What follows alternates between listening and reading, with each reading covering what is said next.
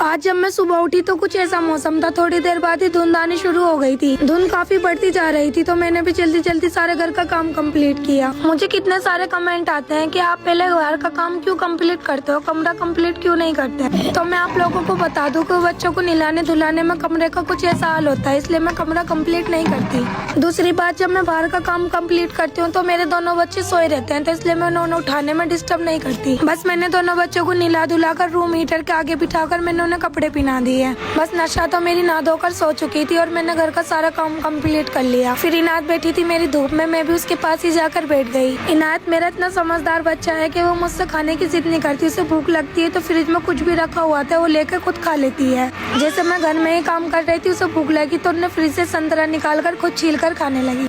इनायत ने संतरा छील कर खुद भी खाया और मुझे भी खिलाया। खा पी के इनायत में अलग एनर्जी आ जाती है। उन्हें नशा का सारा वाकर तोड़ रखा है। इसे उल्टा सीधा आड़ा टेढ़ा मेढ़ा इसे करके कैसे न कैसे इसमें बैठ जाती है। मेरे हस्बैंड छोटी छोटी चीजों का इतना ज्यादा ध्यान रखते हैं, मैं उनसे कहती भी नहीं और मेरे बिना कहे भी मेरे काम कर देते हैं। जैसे मेरी पुरानी झाड़ू बिल्कुल घिस चुकी थी तो उन्होंने मेरे से बिना कहे मुझे नई झाड़ू ला कर दे दी। फिर मैंने दोपहर के खाने में आज बनाए दाल चावल।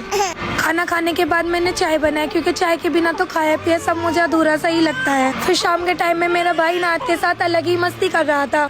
उसने इनायत को बिल्कुल 2 दिन का बच्चा बनाकर कंबल में ले लिया था और उसके साथ मस्ती कर रहा था। और मेरी इनायत तो जैसे तोता हो बिल्कुल सारी कॉपी करती है, जैसा उसको सिखाते हैं बिल्कुल सेम वही करती है।